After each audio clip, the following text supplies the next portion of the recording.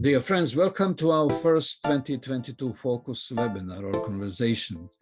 At this time, we are entering the third year of the COVID-19 pandemic.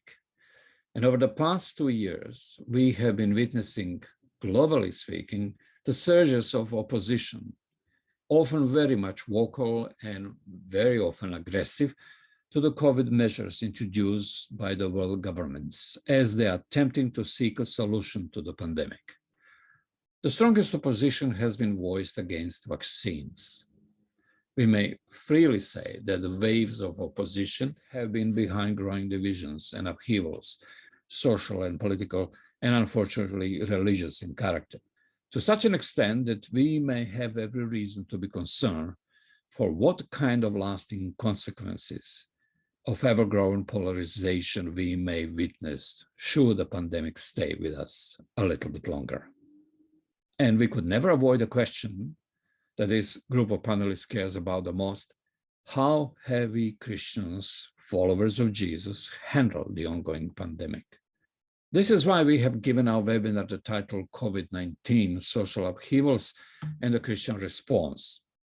We might still have more questions than answers by the end of this webinar, but I still believe that our panelists today will stimulate our thinking and share with us some insights into what we, as followers of Jesus, could do in the middle of the crisis. So it is my privilege to welcome our panelists. So I'm welcoming Camilla Bocaniala. She comes from Norway and Romania at the same time. She is an artist and a social activist and the program director of Polylogos Association, which is a leadership development organization that focuses on the development of young leaders. And then I would like to welcome her husband, Liviu Bocaniala, from Romania, who is also an artist and a social activist, and he's the president and co-founder of Polylogos Association, a leadership development organization. And then I'm welcoming Jack Fellow from the UK. He's a leadership advisor with many years of experience and a mentor and director of Globis Mediation London. And then I would like to welcome Heather Staff from the UK also, who is a political advisor to the UK parliamentarians and a candidate for local council in the borough of Islington, London. Then I'm welcoming Brian Morgan from the USA. He's a teaching pastor at the Peninsula Bible Church, Cupertino, and he has a special love for the book of Hebrews and Psalms and poetry and the country of Romania. And also, may I share a disclaimer? The views expressed today are the views of our panelists and not necessarily of the organizations they're associated with or they work for. And now, Liviu, I would like to begin with you. And I would like to ask you a more personal question, because two of us have been speaking on several occasions, sharing between us some of the challenges we have been facing with maybe some of our friends who might have a different view of the pandemic.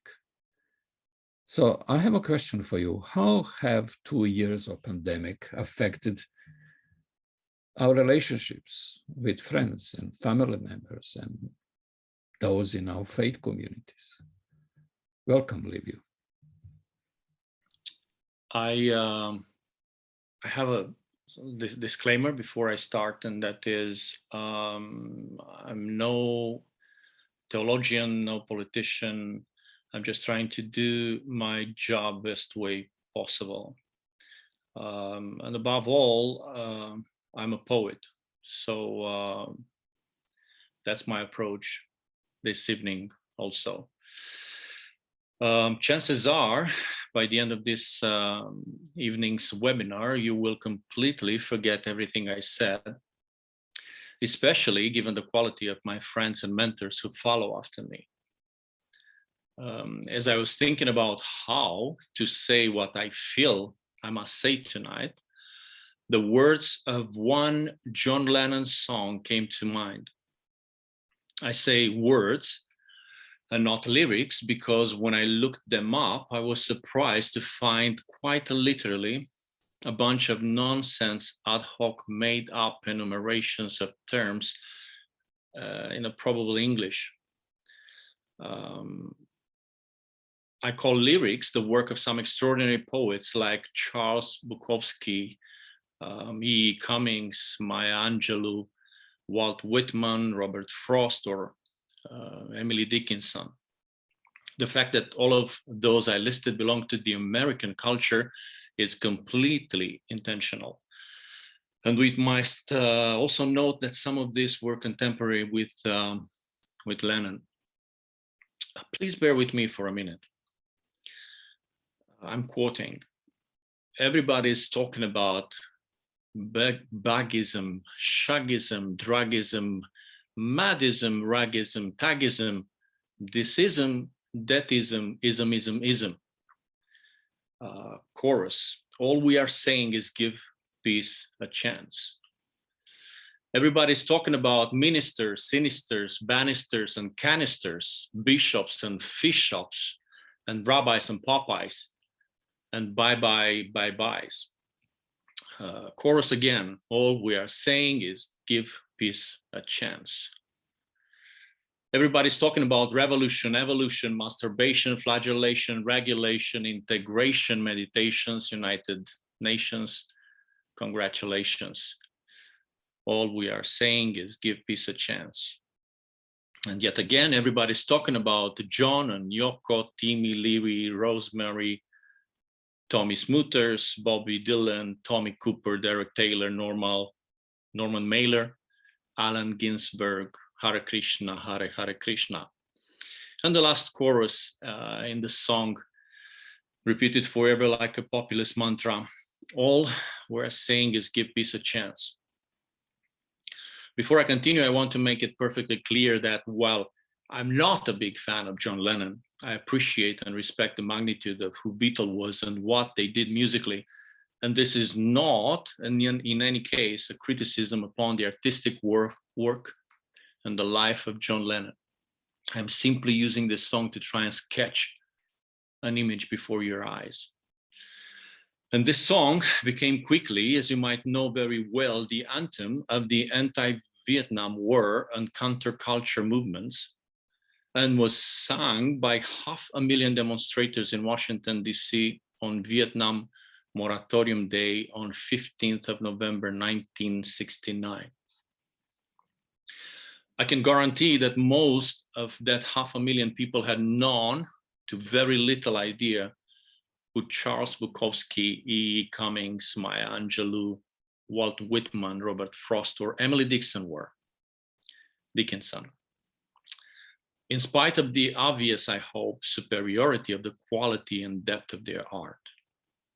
And yet the latter, or their work, did not become a symbol of such palpable movement.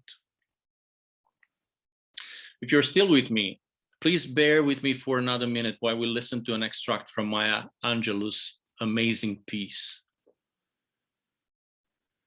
We, angels and mortals, believers and non-believers, look heavenward and speak the word aloud. Peace. We look at our world and speak the word aloud. Peace. We look at each other, then into ourselves, and we say without shyness or apology or hesitation, peace, my brother. Peace, my sister. Peace, my soul. 2 years into this pandemic, I wonder if our discourse haven't become rather a basic drunk mumbling. I wonder if we haven't lost the touch of lordship and gentleness of our Lord and gentleman. And please hear the capital letters. 2 years into pandemic, I feel like every day the common sense of being put up against a wall and shot in the main square. I feel like everyone's patience, including mine, reached records low. I feel like in a bubble nightmare where even if we say the same words, we do not understand each other. And that we got too tired to make the efforts. I remember 2 years ago, we had a common enemy. And like I said before, many times, we're all breathing the same compassionate breath. But I honestly, right now, feel like somebody began sleep talking or drunk talking. And because some people were too bored of being locked down, they rolled with those talks. And the web of compassion that was keeping things together all around this world just broke and left most of us hanging in a no man's land, while people started to take sides and fight against each other all around us. Ever since I can remember, I attended a small community of believers who were doing their best to follow Jesus of Nazareth in spite of the communist oppression and aversion against anything that had to do with any kind of faith, and in spite of the resistance of a secularized and politicized Orthodox Church. Out of that oppression came out some of the best music and poetry describing the tension between humanity and divine. One of the things I have learned since my youth was that brothers and sisters stick together, help each other, support each other, pray for each other. It didn't matter that we lived in the same neighborhood or in a village 5 kilometers afar.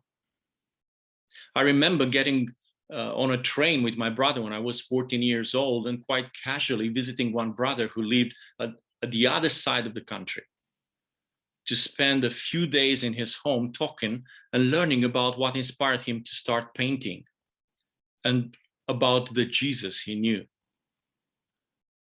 As I grew up, I was shocked and hurt to discover that brothers would separate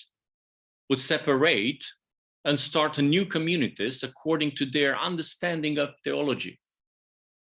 In my small hometown, there were no more than 4 different communities of believers, all calling themselves with the exact same name, all singing the exact same songs, lots of them being related to each other across these divisions.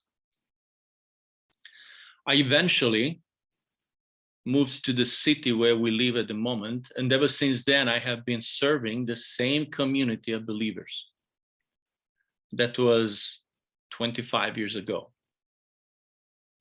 All throughout these years, I have survived lack of any leadership skills, awful preaching, bad music, and overworked weekends. Through it all, I came back from down under ever more inspired and motivated to do a good job. I never thought about moving out and looking for another community or simply leaving the church. Never. Until a couple of months ago. And the reason was the reaction of my brothers and sisters to this 2 years of pandemic, culminating with the new heights of the meaning of polarization. So much that there is only one voice and one trend in my community at the moment. We do not care. So much that last month, because carelessness, of the leadership, 1/3 of them had to quarantine because they got COVID. So much that the only way to protect myself and my family was to stop attending. I even wrote an open letter to the leadership saying that every time I have attended lately, I felt under great pressure to be fearless and cool and stop protecting myself, stop caring about protecting my mom also, who cannot get the vaccine, who spent close to 6 weeks in the hospital, almost losing her to this code, as they call it. I received only 2 feedbacks from the leadership group of altogether about 20 people, one in private and one public, both correct, but both stating the actual fact and both suggesting no change. So on one hand, I have continuous mutilation of the common sense, complete lack of respect for one's opinion other than theirs, utter ignorance of any official law, plenty of ironies, plus examples of people who are changing from exemplary gentlemen into sailors, if you think about their language and aggressivity, and who came from refusing to wear a mask all the way to embracing parties who have amongst their precious doctrines the ignorance of Holocaust and suppression of women. All these only over the last 2 years. And on the other side, to be honest, I only have the remembrance of what Jesus of Nazareth said once. Everyone will know that you are my followers by the fact that you have love for each other. Now, my dear friends, I'm not pointing fingers. I'm just a little bit desperate. That's me in the corner. That's me in the spotlight, losing my religion, trying to keep up with you, and I don't know if I can do it. Oh no, I've said too much. I haven't said enough. I finish the quote. That is me in the corner, losing my religion. And while that is a good thing, if you think about the fact that Jesus of Nazareth didn't come to bring about a religion, I'm also losing my safe bubble, my community I've been serving for the last 25 years. So will we continue to be prophets of our own bedrooms, like Mr. Lennon, mumbling words without any sense and escaping in simplistic mantra choruses, hoping that if they will be repeated by many enough, we will feel less lonely and cursed? Or will we just stop, gather around the table, whoever we are and whatever we believe, and serve each other the bread and the wine with care and respect and gentleness, just like the one we call our Lord? And maybe repeat these words together, knowing we are not lonely and cursed. We, angels and mortals, believers and non-believers, look heavenward and speak the word aloud, peace. We look at our world and speak the word aloud, peace. We look at each other, then into ourselves, and we say, without shyness or apology or hesitation, peace, my brother, peace, my sister, peace, my soul. I've been very carefully listening to you, and I've even jotted down a few things that you have shared. And as I said at the beginning, I don't know how many answers we are going to provide, or whether we are going to just raise more questions and then have to come back to talk about them. But one of the lines that you mentioned was this concept of losing one's religion, not losing Jesus Christ, but losing one's religion. I can completely understand you when you are saying this. And another thought came to me that you did not mention, but it comes out of, and I've heard it many times coming from different sources, as if we are living in parallel universes. the same place, but two kinds of universes that cannot meet together because we use the same language, but we don't mean the same things. And then we claim both of our sides that we have the truth about these pandemics in our hands. And obviously, this cannot be so. I'm just reflecting a little bit.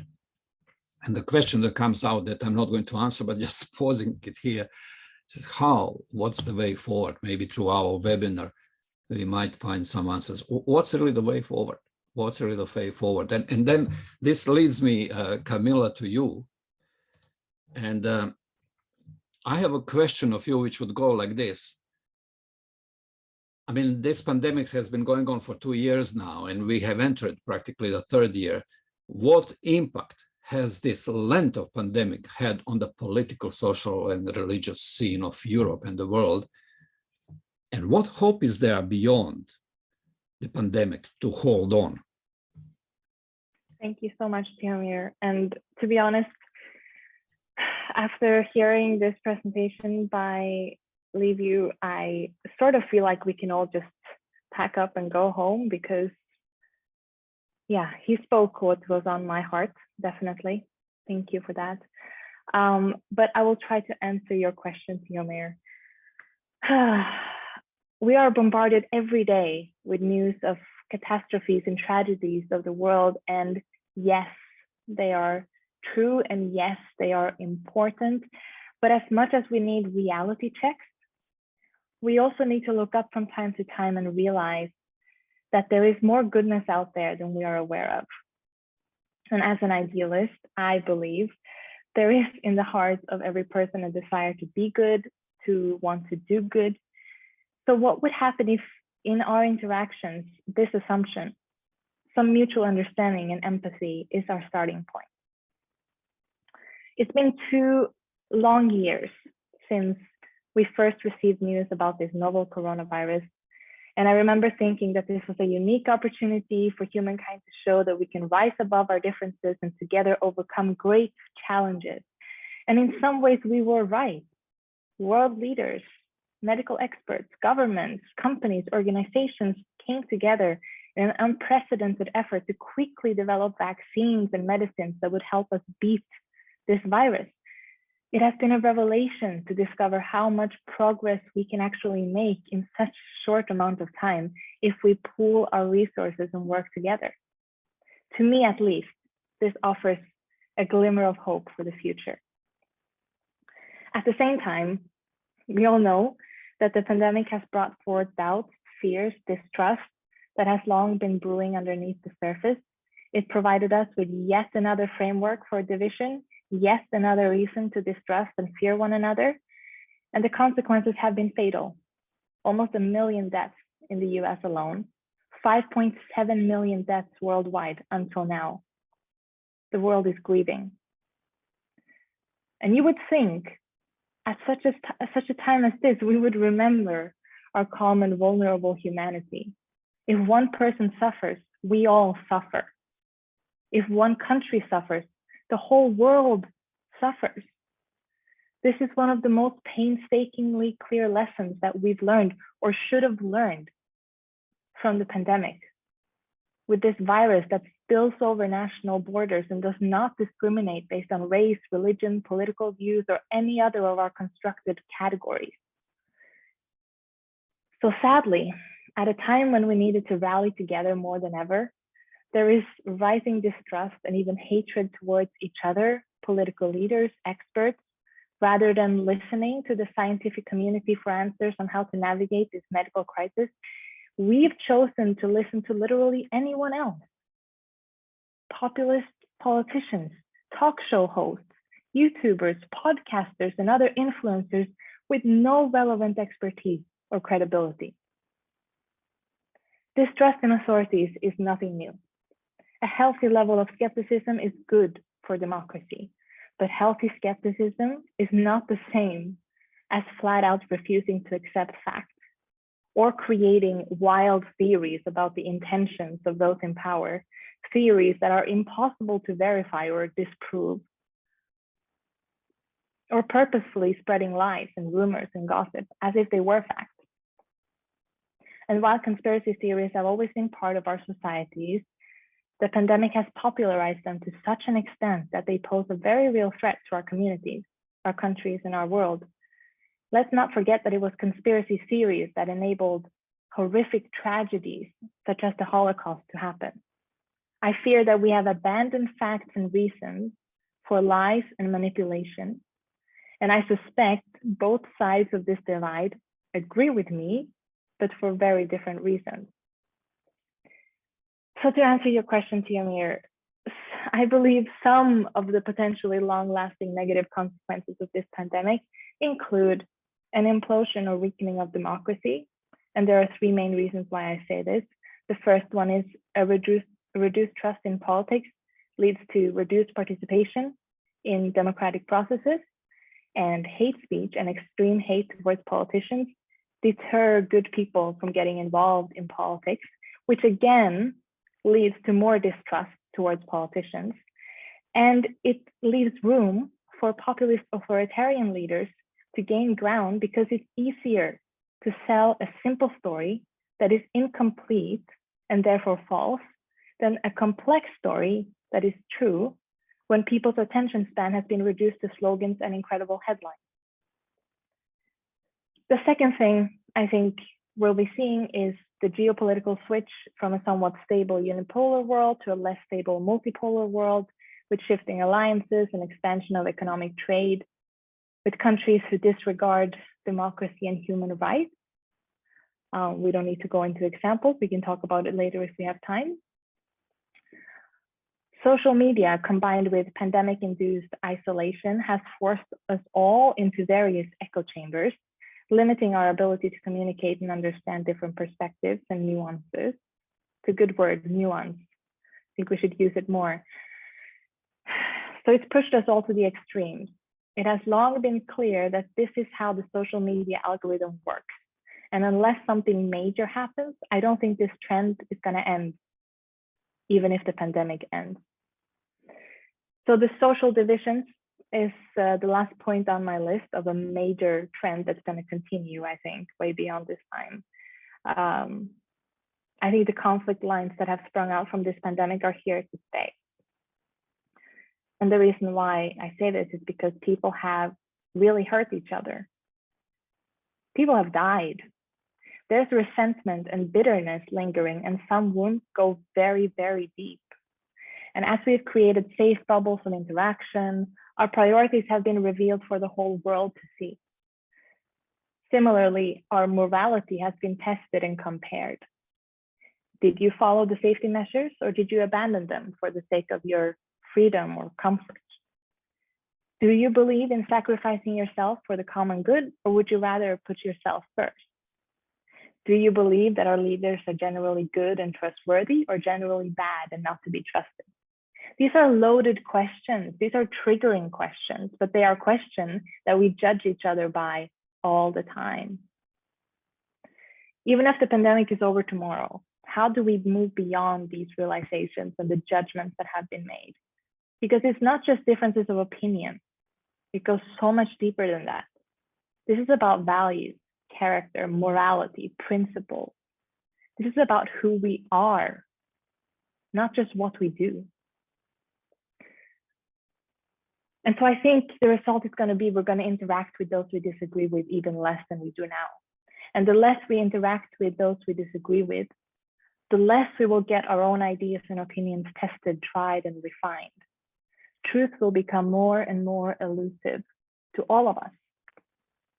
And the echo chambers we got stuck in on social media will reverberate throughout our physical realities. And to what end? Parallel societies, segregation, civil war. I was listening to a podcast recently, and Anne Applebaum, the Pulitzer Prize winning historian and author, she said, "I don't believe in the inevitability of history." What she meant by this is that she doesn't believe that whatever happens, happens, and we're in no position to change or direct our destiny. Democracy will only fail if we allow it to. But it will fail if we allow it to. Just because democracy is in our past does not ensure that it will be in our future. Democracy, like anything valuable, is costly and requires something from us. I have a small hope, because it seems like many of us on both sides care enough to fight for our democratic rights and freedoms. But it's the how we fight that is different, based on our different ideas of where or what or who the threat is. For some, it's fighting against the threat of a big state taking away our freedoms, and the public health crisis is just an excuse for this. For others, it's fighting against populist leaders who abuse their power and undermine democratic institutions for the sake of their own personal gain. So the disagreements about what the real threat to our democracy is sometimes look insurmountable.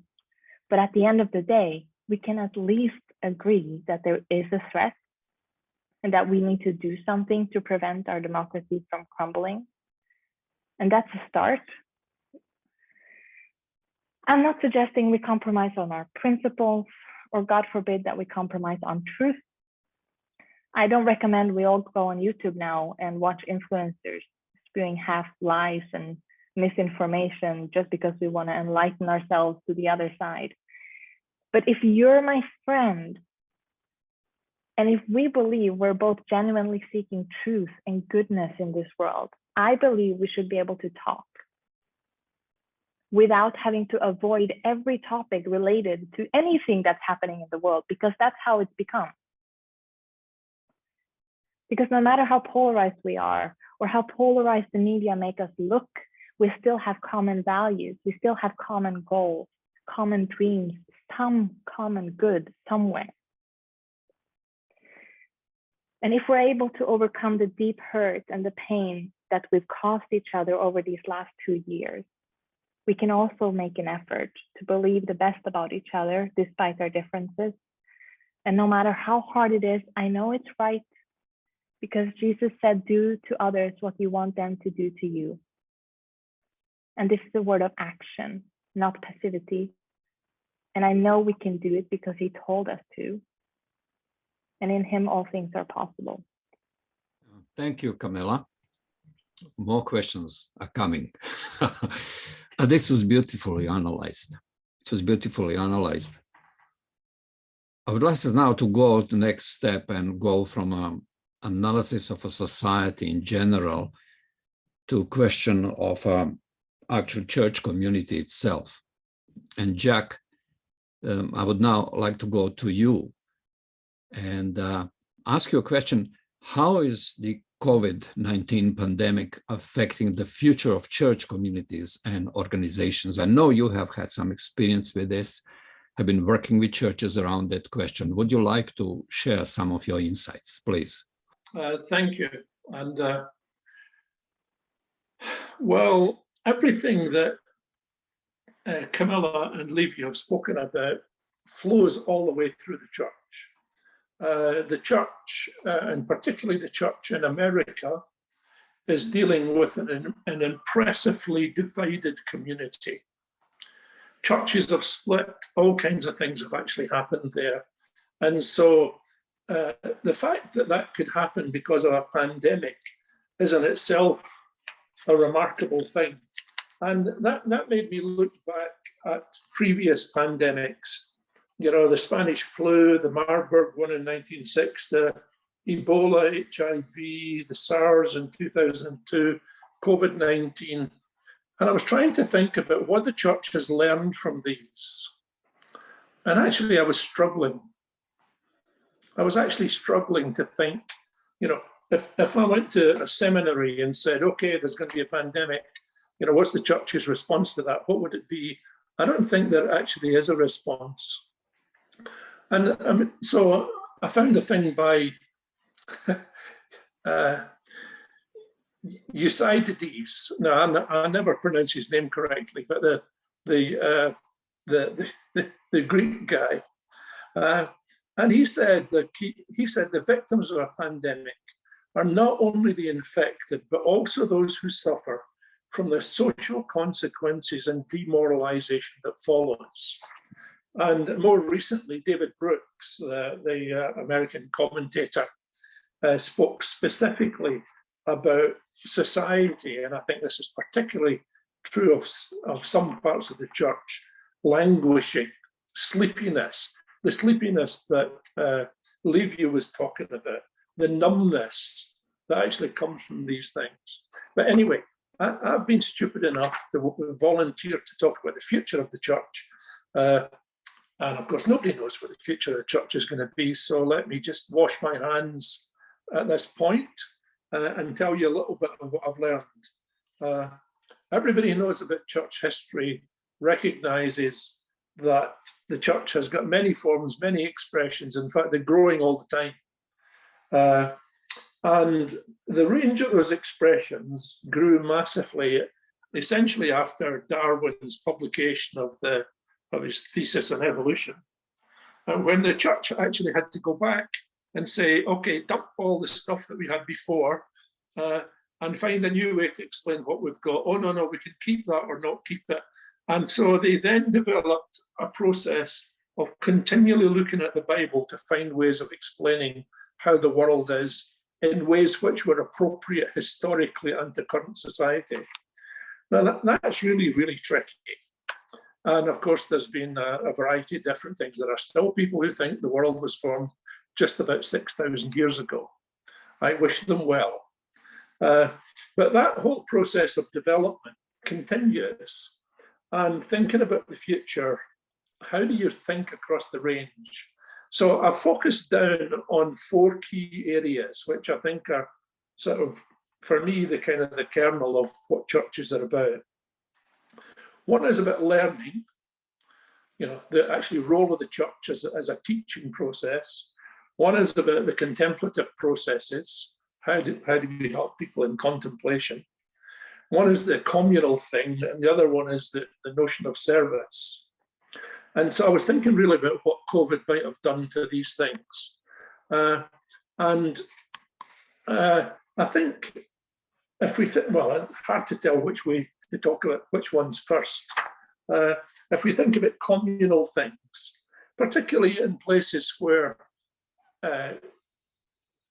there's collective salvation, in some of the Eastern versions of Christianity or some parts of the Catholic world, the Roman Catholic world, the notion of collective salvation, an idea that's kind of foreign to Protestants, but it's a big deal in the Christian world. Well, what happens where your community is bust for 2 or 3 years? Exactly what Levi was talking about. What happens when people then, in the absence of that community, have to invent ways of interpreting the world which are not bound by whatever the teacher actually said? And of course, for centuries, the church was the key community in most societies. It was the grouping, the place where the core bonding processes went on. As far as learning is concerned, the church was the driver for learning. People learned to read. It was the engine that actually changed the majority of people in society, built schools, Sunday schools, etc., etc. And it was a big notion. And if you think about service, then the church often was the driving force, church leaders and church organizations, for local or international service. And many of the great philanthropic ideas and activities, certainly in Western society, have arisen from church organizations. And you could think back, very early days, hospitals, schools, universities, there's no end of the list that you could make. And of course, I sometimes think there's 3 kinds of service that you can think about. One is the insider service, us looking after ourselves. Those of us who are in the club and we support one another in whatever way seems appropriate at the time. And then there's the service that we give to people who are not in the club, who are outsiders. And we have fancy church labels for them. They're the needy or deserving or socially disadvantaged or whatever, but they're certainly outside our group. But we still see a value in that. And that, of course, has got very strong Christian values supporting it. And then the other place where there's service is in the service of the organization of the church and itself, whether that's teaching ministers or doing all kinds of things to people where we actually build the organization. And that's a kind of tough area for service, quite tricky to do all that well. And it's particularly tricky when there's nobody there to do it. So the church has been that. And then, of course, in the contemplative area, quietness, reflection, review, regeneration, they're kind of fundamental to the spiritual life. But often the church's approach to them has been kind of formulaic, you know. Here's a prayer that you can pray that fits that thing. You know, here's a formula that you can apply. And I know if you, like me, when you went to school, were awarded a Gideon Bible, you know, and it said, "Are you anxious?" You know, you turn to verse X, and here was the thing you had to read. And there were formulas for things like that. And so the psychodramas of people's lives, that was a bit like, you know, these people who say to you, "Oh, just grow up," or "pull yourself together," or, you know, it was often not that way. And of course, one of the things about formulaic processes is that they actually have condemnation built into them. You know, the very notion that you say to somebody, "pull yourself together" or "grow up," essentially says, you are not grown up and you have not got your act together. So these things are there. Now, okay, so I've been talking about history. What do I think about the future? And again, these are notions, you know. This is not a formula that you can take and apply anywhere. I think a fundamental thing is that the role of the minister as the repository of learning, I think, is dissipating. For years and years, churches had large communities, but very little learning. And so the role of the minister was to do the teaching. And so they would read stuff, pull things together, look at what they thought was appropriate, either according to their denomination or for their interpretation of what was there, and they would work on it. But the problem is that learning now is vastly available all over the web. Now, it may not all be good. So I see a key role for ministers in the future as being curating. You're actually curating that and saying, this guy, whoever he is or whoever she is, this is good. But, you know, there's bits in it that you want to think about. And so I see there a change in role for ministers, and the idea that the minister was somebody you could go to and you say, "I have this problem," and they would say, "Yes, we have a solution for that." That I actually think has gone as well. So the pressure now for people who've spent 2 or 3 years absent from church life and communal life and that kind of teaching, or a particular version of that kind of teaching, is to find new ways for that learning to become remodeled. And I spoke to one of my friends who's a minister recently, and I said to him, "Look, is there a hot 100, you know, for teaching today that like you get in every other area of learning? You know, if you go to the business school and you go to the Harvard Business Review, they'll tell you the 30 key articles you must read." And so I see that as being one of the things that might be there. Now, I'm conscious that I need to move swiftly through this, but if you look at the contemplative part of the church, I mean, one of the difficulties that we have today, and particularly with the church falling, I mean, with few exceptions, but largely it being in a difficult state, it's not really thriving in many places. I think we're going to have to move away from notions of the divine and human form, because if you think of judge and father and king as the models, the problem often is that people actually don't have a dad any longer. And their idea of the king, I mean, I don't know whether the king is, or the queen in the UK, or whoever is the prime minister or whatever. I know that they're great role models now, and I don't think the same stuff is around that is quite so clear as it may have been when we had more established social structures. I don't think in the time of COVID there's been enormous value in some of the ways that that preaching has happened. I don't know what value prosperity gospel has had in the middle of the way things are. But anyway, there is now a global supply network for every style. And one of the things I think in contemplation, or the contemplative one, is a movement away from business psychology. Churches have quite often been using business psychology tools like Thomas or the DISC thing or Myers-Briggs towards tools that are actually much more focused on the human condition and using things like the Enneagram. And I know that Brian is involved in that. I am, in fact, a whole church I'm involved in uses the Enneagram as a communal building tool. And the reason why that's important is that it looks at the totality of the human condition, including the shadow side.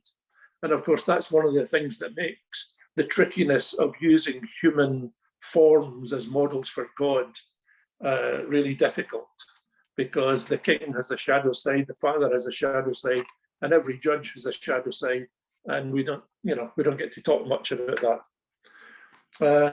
Service is that area of service is difficult because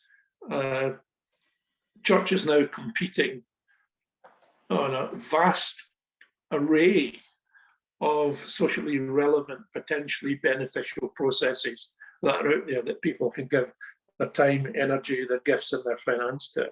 So I think churches are there, and I think one of the problems for churches is that they're often involved in the output end of things, feeding people or doing something that's incredibly worthwhile. But as Desmond Tutu says, we can kind of constantly pull people from the river.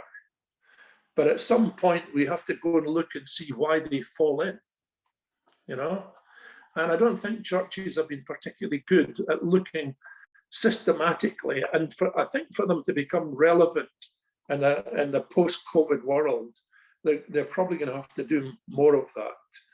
And one of the difficulties I think that the churches are going to have is that, history always looks back and says, what did you do? What was your role? What happened? And I'm not sure how well churches are going to be able to build a good story about what they did when COVID was around. I mean, I know a number of them have that some people have mentioned had difficulty. And then the other thing is about the communal life. Rebuilding community is a tricky thing. In the old days, you had a teacher and people would come because they enjoyed that teaching, or there'd be some focal person who would do that. But 3 years of breaking that up takes a long time to rebuild those networks. And one of the things that I've certainly learned, and I think it's important, is that Zoom is a connection, but it's not a community. It's a connection, but it's not a community. I mean, I can tell you, and it's true, that my mother died with COVID, right? And you will probably feel a moment of sympathy or empathy for me. But if you were with me, we'd be having a hug, wouldn't we? And that for me is one of the critical things that's there. It's really tricky thing. And one of the reasons why rebuilding community is difficult, because just as I said before, communities have got shadow sides. We've got shadow sides. And one of the churches I'm involved with actually talks about that specifically, one of the shadow sides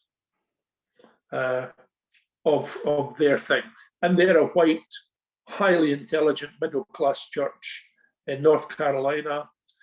And they look at the shadow side of even that. And of course, in the middle of a time when things like critical race theory are being debated, they have that open debate in their church. And it's a debate. It's not an answer. It's a discussion.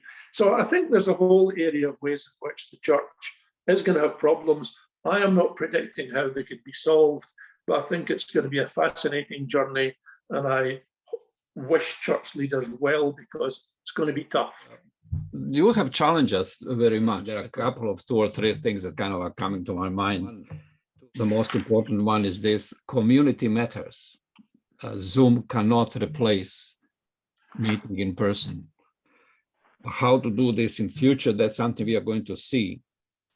Another thing, if I understood you correctly, once this pandemic is over, there is going to be this question somewhere in the air addressing the churches, and which would go something like this: where have you been during the pandemic?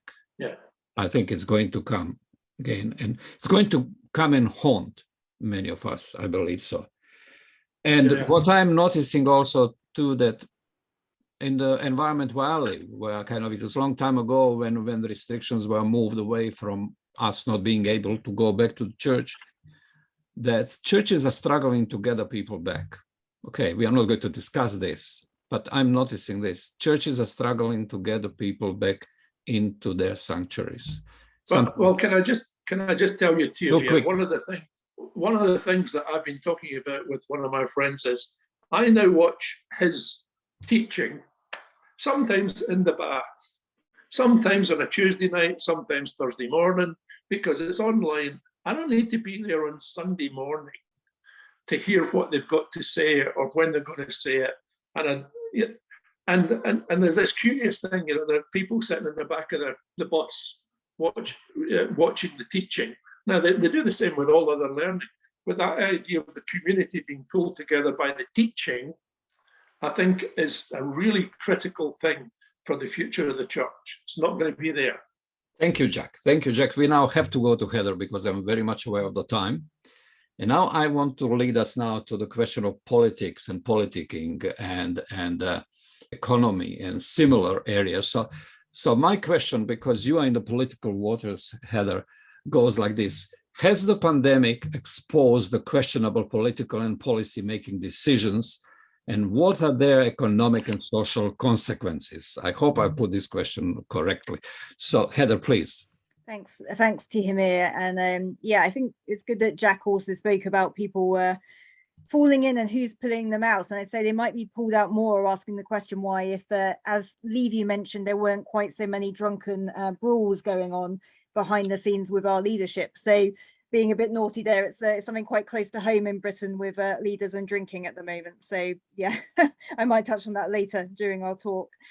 Has the pandemic exposed question policy? I think always the answer, I'm going to sound exactly like one of my my teachers now, is that all policy and outcomes are slightly subjective. So it depends on yours or my experience of them and the conditions we found ourselves in when they applied. So what we've seen, however, is a real highlighting of inequality of experience, income, social capital, health, and technology. Where I live, who I live with, what job I do or don't do, my age, how connected I was, have all been exacerbated by the pandemic and the policies and practices applied. And in some ways, like Camilla talked about, there has been some good. The unprecedented vaccine rollouts, neighbours we might now know but didn't before, appreciation maybe of outdoor space and people that we might have taken for granted. But there's also been a more questionable and ugly side, which has been exacerbated by policy that's been rushed, or in the case of some populist government policy, made for headline effect rather than good practice. It's kind of reactive rather than actually having any long-term thinking. Now, don't get me wrong, it's very hard in a pandemic to balance competing asks. How do I sustain an economy? How do I protect a population? What do I do about migrants that don't have access to benefits? How do I help people that are already struggling for job loss? What do I do when there's a crisis going, a war, for instance, in the middle of that pandemic? It's very difficult, but there are things that can make it worse and there are things that can make it a lot better. Policy made in a vacuum, for example, without a roadmap, or as often my American friends may say, whack-a-mole policy, is often unsustainable. It's creating consequences and leaving others at all times paying the cost, a cost they can't afford. And a case in point could be issues around vaccine inequality. The questionable practice, for example, of not distributing vaccines and sharing patents. It's been argued, and I'd argue too, that to close the global vaccine divide, the UK has got to keep its promise, and other countries, on surplus vaccine donations. For example, in the West, 70% of adults have had the vaccine roughly, but only 9.8% of people in low-income countries have received their first jab. And in Africa, immunization in many countries is actually below 1%. The EU, UK, and USA received more vaccinations in the last week of 2021 than African countries, all of them combined, did all year. And COVAX, the pledge, has fallen short of its pledges by 1 billion doses, revising it down its forecast by 25%. Now, how can you fight a global pandemic if you don't even give people the tools to address it? There's a gap, a massive one, and sometimes it's about profit over life. Now, looking back, was it also the right way to ask people to always, in every situation, stay in and be locked out? Now, there were different approaches in multiple countries for good reasons about this, public health reasons. And I'm going to just look at that from a UK perspective particularly, but it was noticeable how isolating it was for those who lived particularly in rented and shared occupancy or accommodation, so multiple occupancy housing. They weren't able to actually bubble with anybody else, and often they had no outside space. They were shut off in tiny flats with people they might not know, like, or trust, and had very little understanding from government about the mental health impact, particularly on young people and lower income individuals. Now, society is not the nuclear family anymore that we used to know. So it might be time perhaps that we actually looked and thought a little differently about what it means when we're caring for people or asking them to make a massive sacrifice. What of loneliness? People like my grandmother, a widower, living alone, who for long periods had to stay inside, again for good reason. But we're thankful that she at least had a great neighbour. But pandemic policy, it simply highlighted, I think, the lack of understanding in society for those who didn't quite fit, and another Americanism, forgive me, a white picket fence model of life. It has to also fit the person that's not in that model. Now, it's unusual for me to quote a former Conservative Prime Minister, but Sir John Major today said the following: Parliament is an echo chamber. Lies can become accepted as fact, which has consequences for policy and reputation. He went on to say, if trust in the word of our leaders in Parliament is lost, then trust in government is lost too.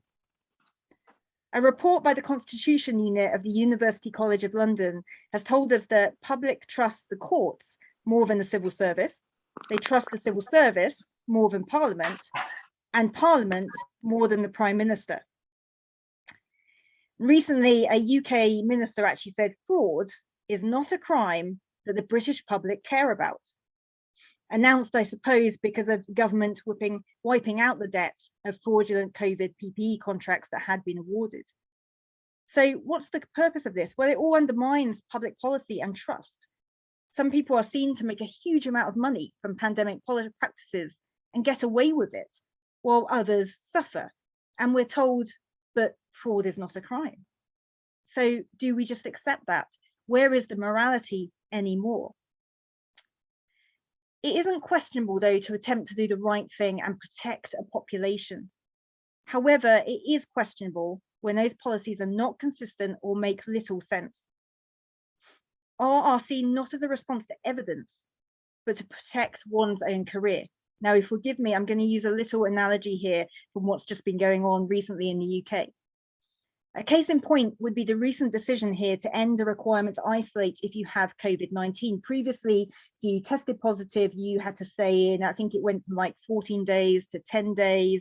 Then if you had lapso, you could get out about 7 days, then it was 5 days. And now they've just said, well, if you test positive, don't worry about it, you'll be fine. So most people would agree, though, if you're sick or you have an infectious disease, you should probably, for the good of yourself and others, where you can, stay home. So even if you have a tummy bug or a flu, it's probably best not to go into your workplace and just spread it, in a sense. However, the way this policy was announced came after a string of allegations and investigations into the UK Prime Minister and his office for multiply breaching lockdown protocols last year and the year before. So one rule for him and one rule for everybody else. But policy is not effective, though, if it just seems cynical.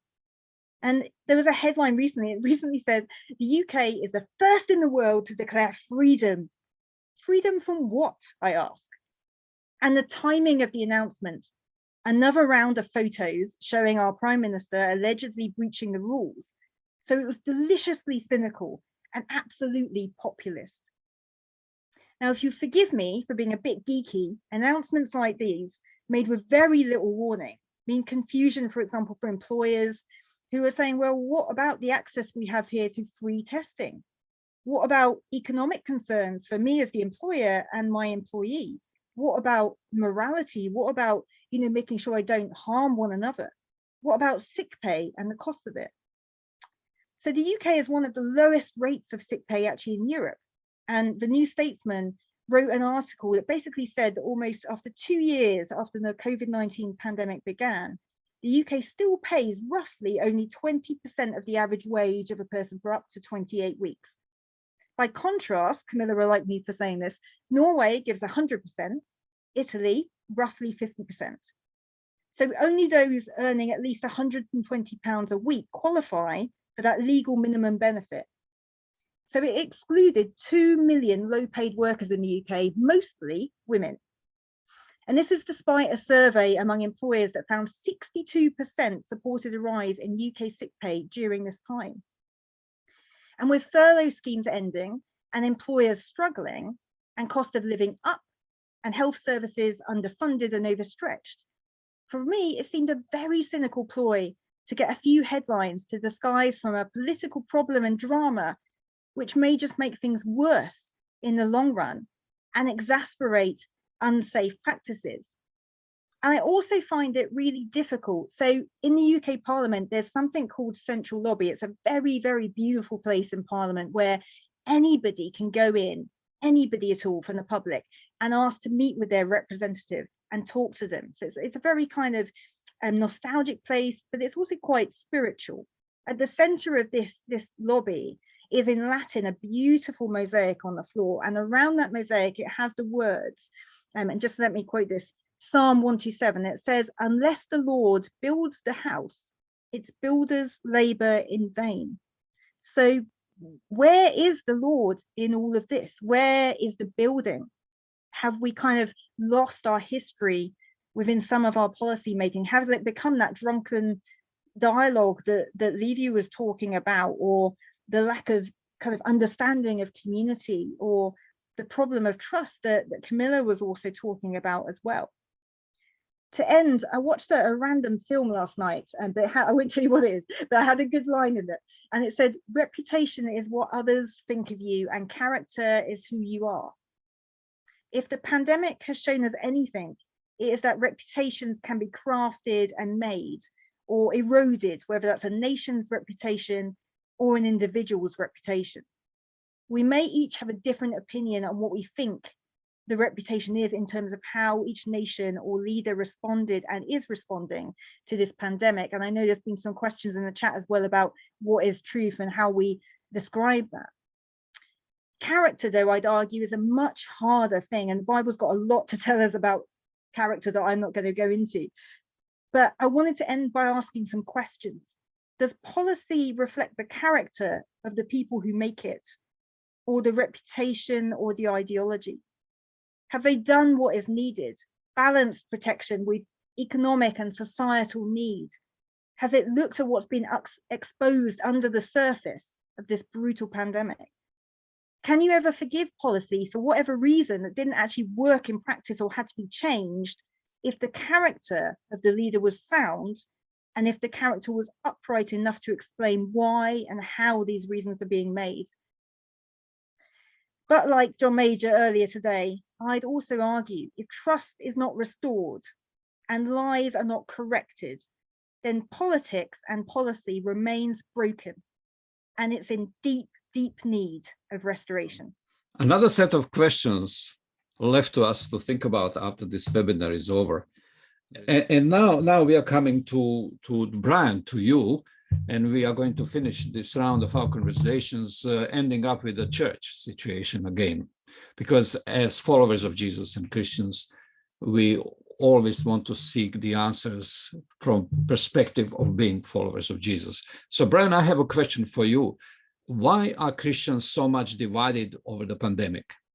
And what hope is there to find a healing for a divided Christian community? Brian, please. Thank you to all the other speakers. I love speaking in a chiasm, and I think I'm going to be a chiastic structure to leave you's opening, be a prime, a little conclusion. But as you all know, the coronavirus has really placed religious communities under incredible strain, and it strikes at the heart of everything we do, because everything we do depends on our ability to gather and to build relationships, intimate relationships, meals, praying for the sick, weddings, baptisms, retreats. And even though churches have been able to pivot, streaming services and Zooming classes, so many still feel lost and isolated.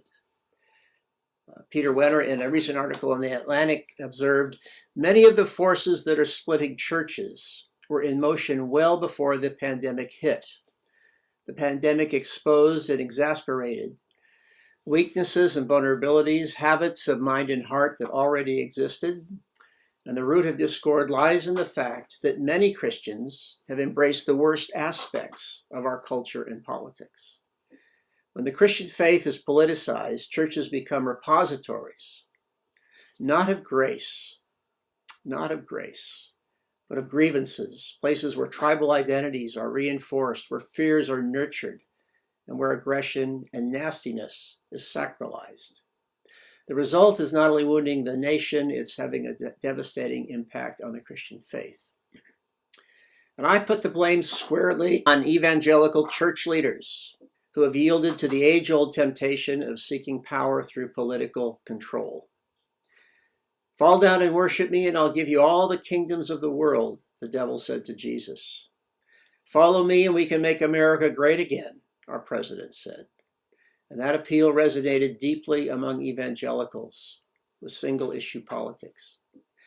Sadly, in their lust for power, evangelical leaders have forsaken their calling to teach the whole of Scripture and to train up disciples to follow Jesus to the cross, not to power, but to the cross, living sacrificial lives to serve the most vulnerable in society, widows, orphans, the marginalized, outcasts, immigrants, foreigners. And the litmus test for being a follower of Jesus is not asserting our rights, as our Constitution would have it, but giving up our rights to serve others. And I think if the church had followed that one principle, there would have been little controversy over vaccinations and the wearing of masks to protect the health of others. Like most churches, our congregation suffered wounds caused by divisions over race and politics. In response to the widespread racial unrest, we felt it important to have a conversation on race in 4 evening forums. I thought it was extremely and professionally well done, combining a thoughtful and penetrating biblical perspective, coupled with personal stories from people in our congregation. It was very well received by many, but some were upset and left the church.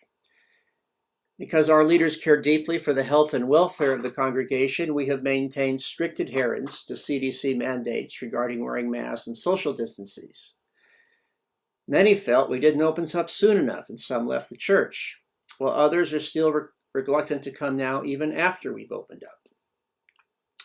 The greatest toll has been on our technical staff, whose Herculean efforts allowed us to pivot in 1 week's time, and have worked tirelessly ever since to improve our live stream.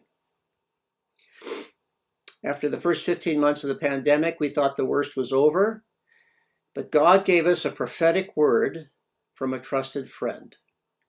In her encounter with God, she saw the image of a stone wall, like those you see in England that protect the sheep from wandering from the pastures. She said the wall that once stood strong was now broken down. Some stones were missing. She said, you may think the time of vigilance is over, but the greatest danger lies ahead. The staff is exhausted, broken, and extremely fragile. And you need to take time to heal and repair, and it may be necessary to get outside help to do so. When I led her letter to the staff the next meeting, they were stunned in silence, and then came the tears. We had it read at the elders meeting, same result. Shortly after that, God gave her a second word. As you and your fellow pastors grieve over those who have left, remember that God always preserves a remnant. Preach to the remnant. Love the remnant. They will take what is poured into them and run with joy, and their hearts are aflame. So those words, focus on the remnant and take time to heal, resonated within me. But how do one truly heal from isolation and trauma and death? Well, shortly after Emily and I were married, we lost our firstborn son 9 days after birth due to an enzyme deficiency. The following year, our daughter Jessica endured the same fate.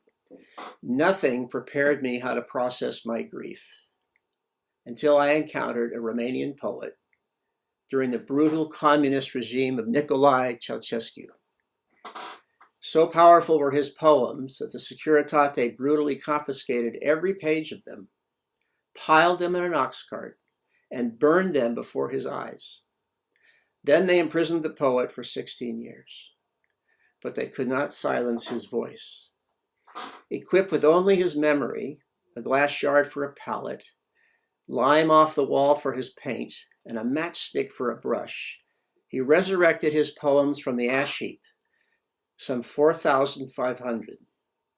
When I arrived, 300,000 Romanians were singing them, and having heard them for the first time, I felt a grim energy verging on elation. So here's a church with no political power and a poet bringing revival. And then I met the man. He was in the room where I was staying and standing there, 73 years of age. And I had a photo I'd gotten in Israel of the flagellation pavement of Jesus with the crown of thorns in it. He took that photo and he kissed it and started weeping. And then he looked deep into my eyes and he said, you teach about the cross.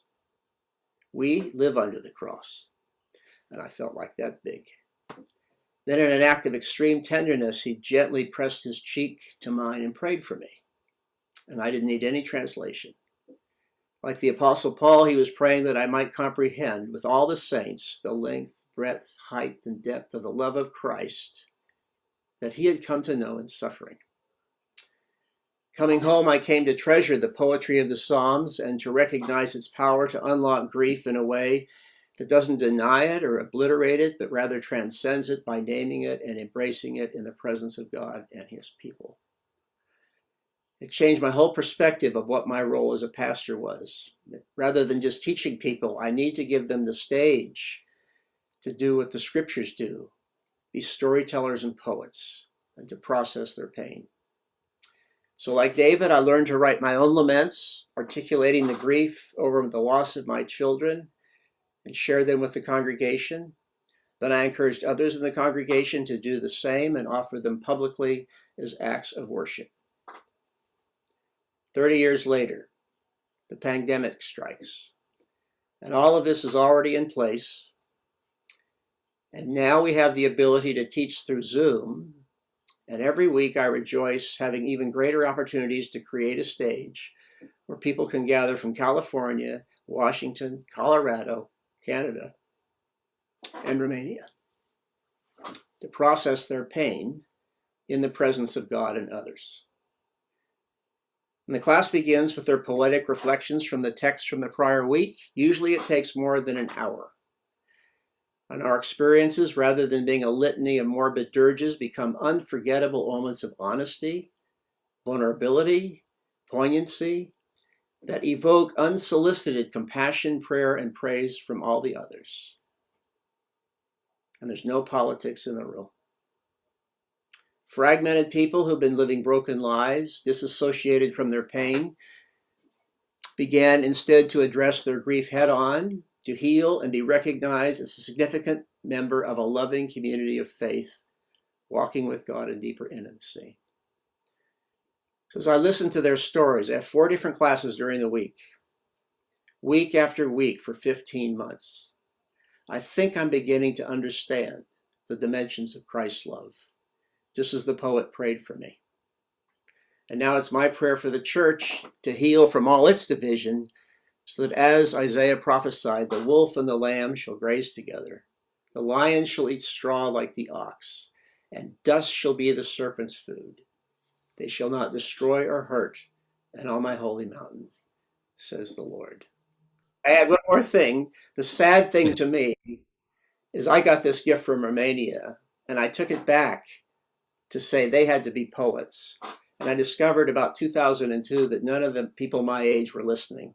And so I said, I want the younger generation. And that's how I ended up with Liviu and all his friends. Yeah. Thank you. It would be a pleasure one day to have your story heard completely. And thank you for trying to bring us to some positive, more hopeful conclusion of our webinar. I'm totally aware that we have only touched the surface, but I think we have touched a number of questions that we need to think about, because this 2 years, God forbid 3 years of this pandemic amounts to damages caused by a war of a global character. And it's not just going to be over when pandemics is over. So we need to continue to converse about where the church is and where the church is going to be once this pandemic is over. I gave you false hope when I said that we are going to have a time to respond to your questions. And there are a number of very good comments and questions here, because we have taken practically all the time that we have available. We only have a few minutes for some closing remarks and thoughts. So the only thing that I'm going to ask maybe for the next maximum 5 minutes is that basically, if you have a thought that would also add up onto what Brian said and offer some words of hope or reflection of where do we go from here? Camilla, please. Yes, I'm not going to say much, but I'm very inspired by all these amazing contributions. And I wanted to say, I think one way we can start maybe, and definitely something I'm working on, is looking at ourselves and seeing how we can get out of our bubbles. Basically saying, I know this is my frame of thinking, which means I'm getting all this information that aligns with it. But maybe, for example, I'm reading about truckers in Canada.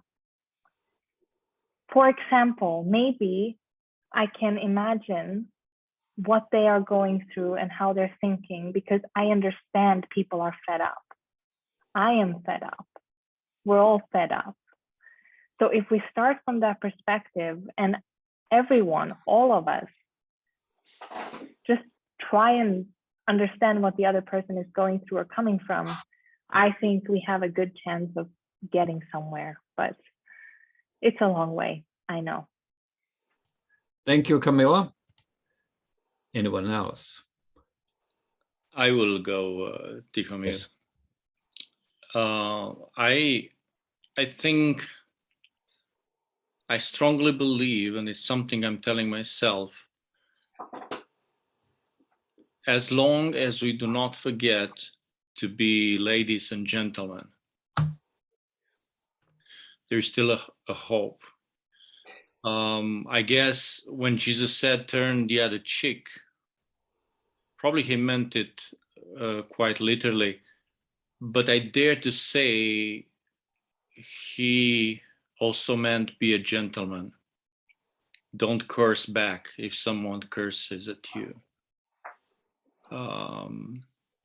It's a terrible exercise, and it's very difficult because it begins with waking up in the morning, getting in the car and driving, and some other driver is not behaving and you react. So it demands a lot of intentionality to keep the gentleman posture. And you definitely know what I'm talking about, or lady posture for that reason. So I'll just say this: let's remember that Jesus of Nazareth is a gentleman, and we should follow his example. And maybe this could be one door we could open, one bridge we could build. Thank you, Livio. Any other final thought? Yeah. Yes, Brad. Yeah, I think when Jesus came, it was a mess. And, you had all the political divisions and everybody was the Pharisees and the Sadducees, and all the parties were all set. And he just went and gathered the nobodies and was discipleship, training a team, investing in 12 guys for 3 years. And that's been the strength of our church and why we've been able to survive the pandemic is all the pastors have deep personal relationships with a team of people who will die for them. And that's how change comes, is going downward to the next generation and just giving our lives. And the early church changed the Roman world in 30 years. And the conditions, I don't think, were any more promising than they are now. Thank you. Thank you, Brian. Dear Mayor, one of the things, somebody said it, but it was in part of my notes that I didn't mention, is that whenever you have a pandemic, I said, what did we learn from these various things that had happened before? And the answer was that I didn't think we'd learned a lot. But the key thing from pandemics is that fear grows across the whole community. Fear grows. And under stress, human nature changes. Even the best of us, under stress, our nature changes. And so the vicious side of us is much more available during that time. But so is the weakness of us. And I read in the Washington Post, I don't know, probably a month ago or something, I read, in the last year, suicide attempts have increased by 51% in adolescent girls. Boys are not far behind. So this is suicide among our kids. There are 29% increase in opioid deaths. Alcohol abuse is up, domestic violence is up, child abuse is up. And this is fascinating. School shootings are at an all-time high in America. Now, I'm mentioning America because this is the Washington Post. There are probably parallel versions of this in every other country. But it's fascinating. And of course, underlying this is the fear and anxiety that's there. And that's why I think when we come to look back, we're going to say, okay, church, where were you in all of this? Thank you, Jack. And I just wonder, Heather, whether you have a thought or two at the very end.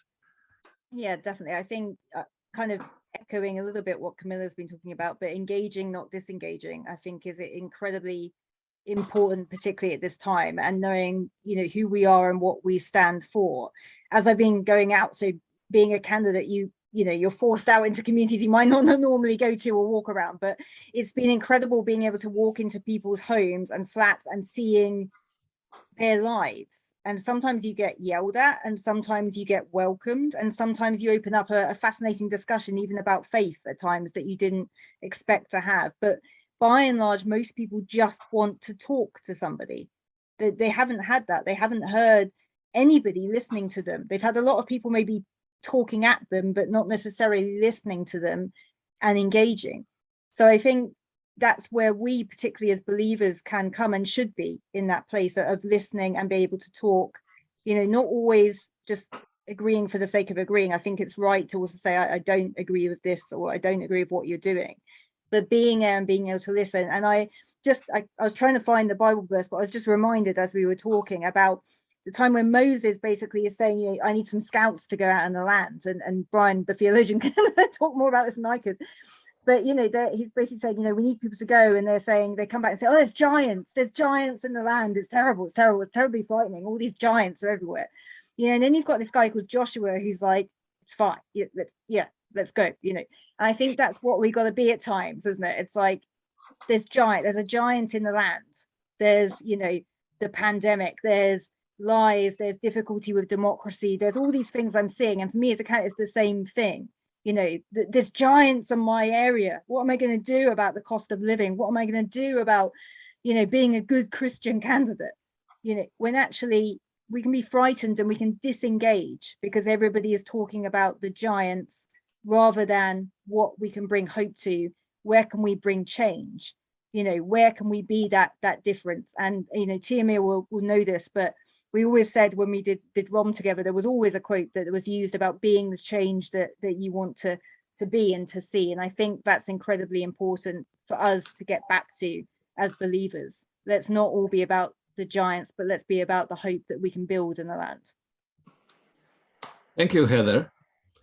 And thank you, Olivia, again. Thank you, Camilla. Thank you, Jack. Thank you, Heather. Thank you, Brian. You have really enriched us with your presentations today. You have given us really a lot to consume and to think about. And this is an ongoing conversation. Maybe you've raised more questions than given answers, but those questions are important to be shared at this time. We are coming to the very end of this webinar.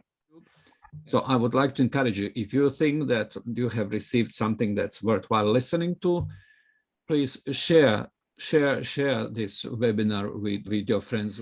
So again, thank you all, and God bless you. And we will let you know on time when we are going to have another webinar or a conversation like this one. Thank you.